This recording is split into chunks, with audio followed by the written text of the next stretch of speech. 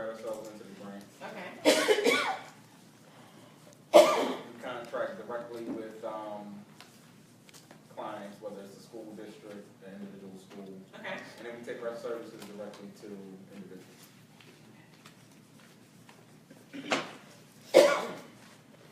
So when you write yourself into a grant, are you a percentage of the overall grant? Like, how do you write yourself in? Depends on the grant. So the most recent grant was a partnership grant with St. George's High School in the state of Delaware. And so they don't tell you how much you're going to get funded for. So you really have to be savvy in terms of kind of properly evaluating what you're bringing to the table. Okay. And so do you determine that after the grant is administered, or do you get paid on the front end? Throughout the grant. So in other words, if the grant was based off of SAT prep, student enrichment, and mentoring, we write ourselves in to be service providers for 1, 2, 3, or a percentage of each. Okay. So you're writing the grant? Correct. Okay. So what if the grant isn't funded? I then meet with the school to say, well, what pools of money do you have and what things do you find are essential and necessary and where can we help out? If they still say, oh, we don't have the money, then I volunteer some of those services because a lot of what I do is study abroad. I bring it directly to the parents. So if I'm just given an opportunity to present great opportunities to parents and students, it's still an opportunity to, kind of generate business. Okay, so, but let's say they don't want any of that. And you just spend, how much time does it take on average for you or a member of your team to write a grant? Depends on the grant. If, Average. on average, I would say a week. A week. So a week's time. So 40 hours is what we're saying? 40 or less. Okay.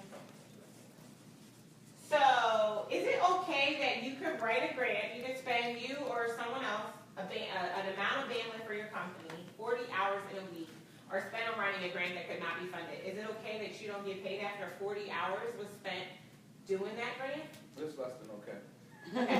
So my recommendation just off of that would be I would probably do it one of two ways. Way one would be flat fee, so if the grant gets funded, then you might get a portion of that back. Because here's the thing, you're doing this work anyway, and it has nothing to do with the services that you're writing into it.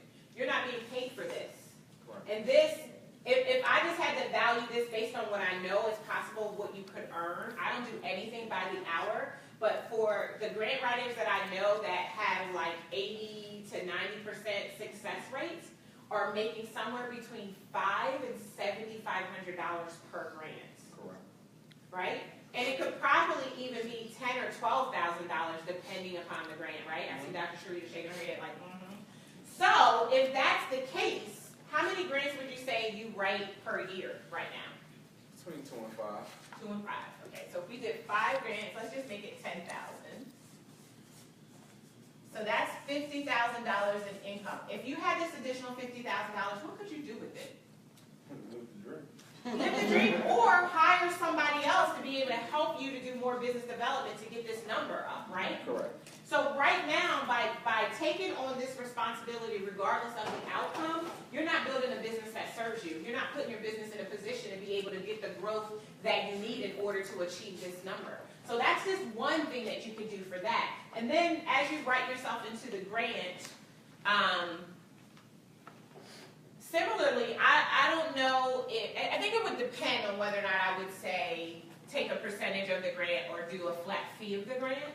So when you write yourself in, what is the percentage that you would say that you and or your team in that particular grant are key to the delivery of and the fulfillment of what that grant stands for? On a good day, we want to be 100%, but on an average, I would say right now we're probably 25%. 25% of it? And so give me an example of a recent grant that you wrote and what the grant was funded for and what your pay was. A college access grant was generally, I think, funded for $64,000, and I think we bill out at maybe $17,000. Can somebody take 17,000 divided by 64,000 so I can see what percentage that is? Is somebody doing that? I got you. Okay.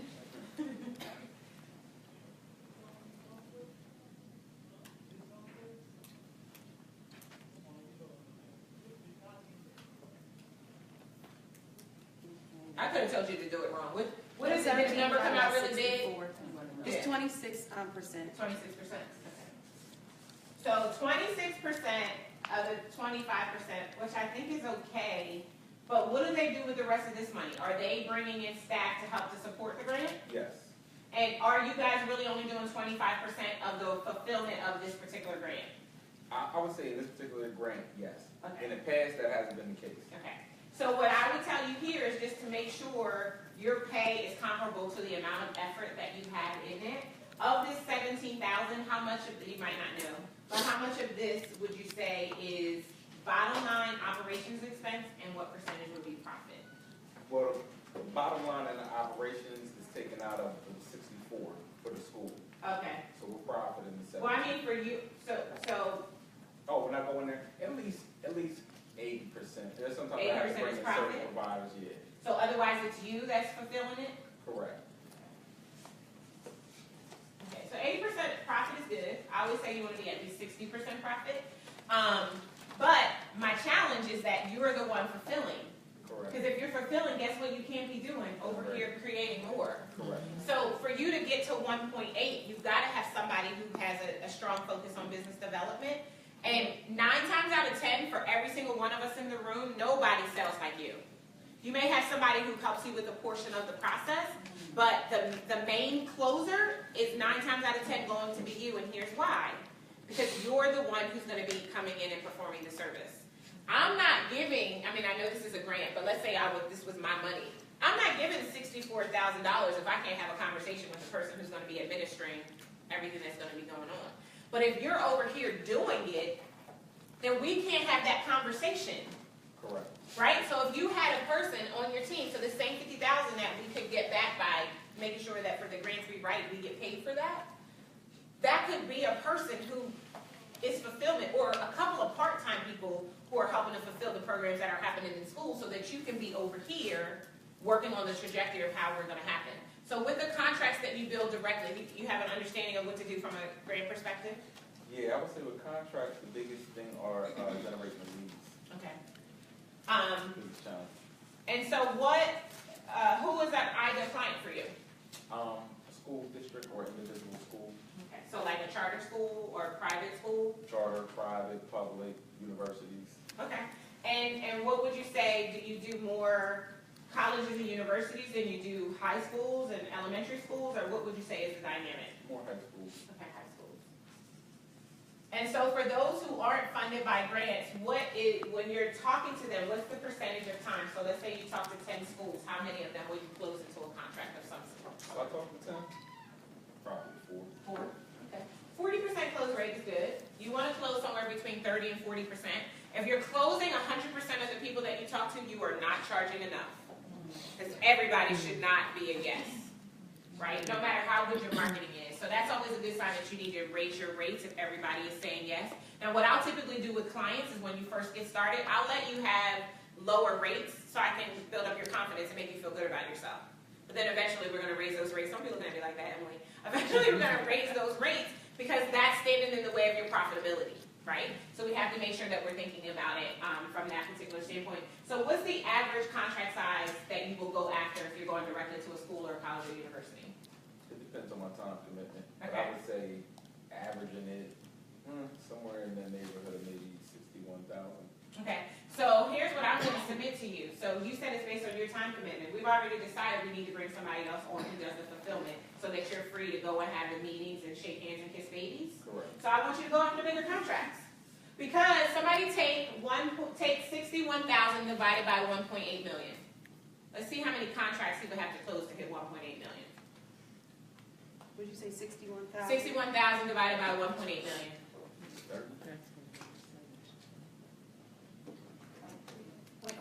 Okay, so then it's the other way. So it's the other way then. Because it should be about 30 million. Yeah. But what if you started going after contracts that were at a value of 150,000 each, or 180,000 each, and then guess what? I need 10. Every single contract.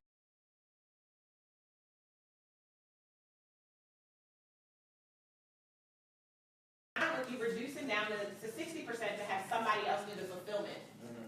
of it, because you can afford that. Fulfillment. You can fill the 60% profitability in order to be able to do that to get to this number much faster. Because see, here's the thing, you're doing the work right now to have a $1.8 million business, but you're not reaping the results of it because you are thinking solopreneur, not CEO. Solopreneurs say, I have to be everything in my business. It's my baby. I can't entrust it to anybody, right? And I know you new moms, when you first had that first baby, you didn't want to take them to daycare, but eventually you took their little asses to daycare, didn't you? Because you had to go back to work. Well, you got to do the same thing with your business. So you gotta trust somebody else enough. I know that was funny and some of you are just getting it. You gotta trust somebody else enough with your business to be able to really grow it. Because if you have to be in control, abundance can't get in. Is this making sense? I'm fine with it, it's just finding good people. Right. Well, you gotta train on it. Create a profile and put it out there that that's what you want. Trust and believe, try it. And then go through the process, do your due diligence, check those references. So forth and so on. But you probably know people who could be the perfect person. For sure. So you have to be getting to move in that direction. And I'm sure you can see exactly where I'm going as we talk about individuals. Same thing. So the bottom line for you in order to be able to get this done is to remove you from the equation. You have to go. So you've got to put yourself in a position where you can hire. There's probably part-time people first or interns that could do this work and do this fulfillment until you're in a position to be able to bring on somebody. Eventually, you're going to probably need a person who's like a project coordinator or manager person who's managing all of the people who are doing the fulfillment for you. But that's going to be the key to really volumize. Plus, doing your market research, getting really, really clear on the profile of the client that you want to serve, especially in these cases, and even in grants. I might say the same thing. Stop going after these small little piddly grants and go after at least $100,000 grants. It's the same work. It's the same 40 hours to write it. Why not go for the big dog instead of going after this little one? And really position yourself to experience volume at a greater level. So do you feel like your business just got hit over? Absolutely. Purple hands!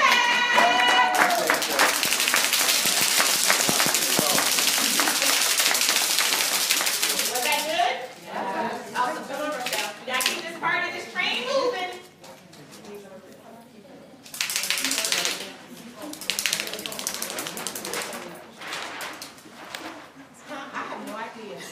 I think you do have to do it this way though. So everybody's probably gonna be watching it like this. I think, because you're not, it only goes horizontal when you're doing a selfie. Okay. I think the other time has to do it, so yeah. But I can turn the video around. There is this cool software out there if you ever do that.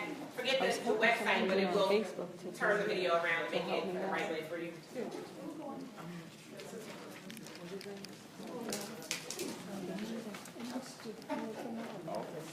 To see if this video can work. All right, tell everybody who you are in your own words. Rochelle Peterson again, sorry. My story started in Brooklyn, New York, when I was tapped on the shoulder by people who saw what they understood as gifts and talents. When I was granted privileges because I tested 12th grade reading and math in the 5th grade. Okay, so bring us into where we are today. Okay, I'm coming. I'm trying to work our 10 minutes. I thought this was going to be a long story. And so, because I received so many privileges that I did not ask for, I got lucky. As a relatively young person, I decided that I needed to give that back. That there was nothing special about me to receive those privileges. So I wanted to teach other people how they could get what I was receiving. Mm-hmm. Today, I am a diversity trainer and consultant for primarily educational institutions and corporations. Okay, and what did your business generate last year? You don't want to give me an exact number, under 6 figures, six Yes. figures, under 6 figures? Under 6 figures, Okay. this business, yes. There's multiple, and that's part of it. Okay, and you said that's part of the problem? Okay, and so what do you want this business to do? I want this business to do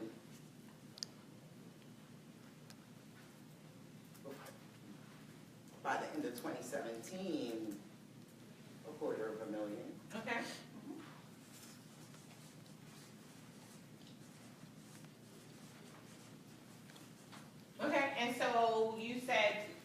diversity, training and development, inclusion. So how do you sell that? Like how is it bundled when you're selling it? Is it workshops? Is it consulting? Is it programs? Like what? Primarily, what's been sold is training. Okay. The consulting is wrapped into the training Okay. process. Consulting then actually includes coaching. So training, you said coaching, and you said it's all wrapped into one. So what is one workshop with you cost? A workshop, if you're solely getting a workshop, it could range from, I lower the price, it could be anywhere from $500 to $3,500. Okay, so it shouldn't range. Yes. You should have a flat fee for a workshop. So, and the reason why is because the things you need to do, like, it should never be $500. But I get it. When I first started, I thought $500 for a 30-minute workshop was a lot. And then you realize it's really not, because for every 1 hour of training, it takes you 4 hours to prepare. You realize you're spending a lot of time and you're not being paid for it. So I would say that if you're doing, and how long are these workshops? Are these full days or half days? Well, I never give somebody $500 for a day, but Well, that's it good. could be. She's only pimping herself out a little bit. So seriously, maybe 2.5 hours could be Okay. $500. Okay, so the 3,500, what was that? That's like a full day rate? Yes, 6 hours. And who's your client that's receiving this? A corporation? Primarily colleges and universities Okay. and schools. Okay. So typically at this amount of content, 6 hours, you should be at least here. Even in a college and university market, if you're doing that. And you will get that if you shift how you're showing up to present it. So because that's largely going to be what it is. But like $500 is done. If I ever hear that you charge anybody else $500, I have your address and I'm going to come to your house and I'm going to hit you. Seriously. She will. I didn't mean that, Facebook. Yes, I did. I did mean it. But no, seriously, like you have to do it. And here's the reason why it needs to be closer to 7,500 than 3,500. Because like I said, for you to be there for 6 hours, even if it's a workshop that you basically have the content done, you still have to go and customize your examples to make sure that the audience that you're speaking to is going to be with you, right? So for every 1 hour, we need 4 hours of prep if we're creating. So that means 24 hours before we even show up, right? If it's a workshop we've already done and we're just changing up here and there, then it goes down to 2 hours. So then we're at 12 hours of prep to do a workshop. This is before we show up. Then we're there for 6 hours, right? And then how long does it take us to get there? We're driving 30 minutes to 2 hours either way. We're going to call it 2 hours of travel for that. And then do we stay after to talk to people once we're done a workshop? So we're probably staying after for like another 2 hours, right, before we do it. So this is how much time we spent. So 24 plus 10 is 34, or 18 plus 4, 22. And if you were to charge, no, actually, no, let's not even do that. Y'all be taking too long to calculate.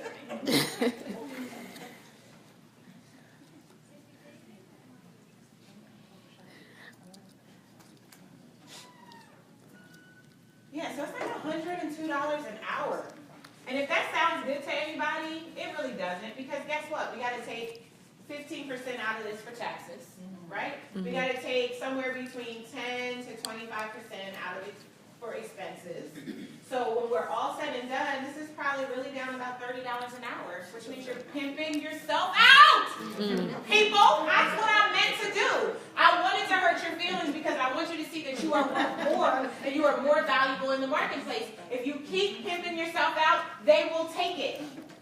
And they are probably laughing at you in the background. Hee, hee, hee. Oh my gosh, I can't believe we got this amazing person for peanuts. They expect to spend $75,000 to $15,000 for a full day. I went to do a workshop at DuPont. And when I went to do the workshop actually it wasn't DuPont. I went to do it was the workshop I did at IBM, right? So I went to do the workshop at IBM. They wanted me for a full day. I quoted them $12,500. The lady said, honey, we're going to pay you $25,000. because that's what people who don't do half of what you do earn when they come in here.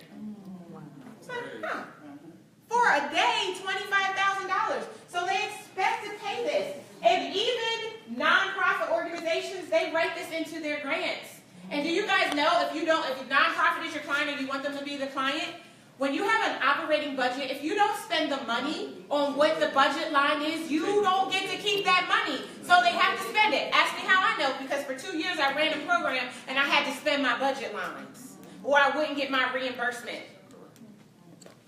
So they have to do it anyway. So you just gonna have to raise your rates. Okay, so let me calculate this. I mean, it becomes really, really simple. So if we take 250,000 and we divide 7,500 by it, now we're talking about 33 workshops a year.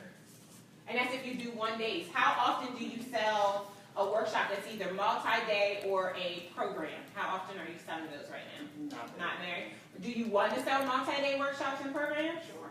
Okay, so if you're doing a multi-day might be 25,000 on that, and then of course that reduces that number. But if we need to sell 33 a year, we need to talk to at least 5 times that many companies. So we need to talk to 166 people. That comes out to 13 or roughly 14 discovery sessions a month. That's doable, isn't it? See, the reason why we aren't hitting our numbers because we're not backing into them. We're just putting the number out there and expecting osmosis to tell us exactly what it is that we need to do in order to be able to create this. But no, you got to work the numbers. And then this is what you do. If you say, oh, that's too many, then guess what? We raise this price. Then no, let me make it 10,000, because if I do 10,000, I only need 25. 25, I only need to talk to 100 people. Okay, and then that's only whatever that comes out to a month. I like that much better. 8.5 people a month, I think, is what that comes out to.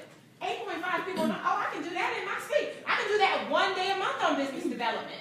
So now I have all this other time to create content or to have fun or build a business that serves me, because I know what my numbers is and I know what it is that I have to do in order to get to where it is I want to go. So there was one thing that you said earlier that I just wanted to point out to you, that you said it. And maybe you know that you said it, but you said there's nothing special about me. So I don't want you to tell that story no more, because everything about you is special. And because of that, people are going to be willing to pay you this and more to spend a couple of hours for them. Listen, I didn't even realize, I remember the first time I did a keynote, they flew me, it was to North Dakota. They flew me to North Dakota to speak for an hour and paid me $10,000.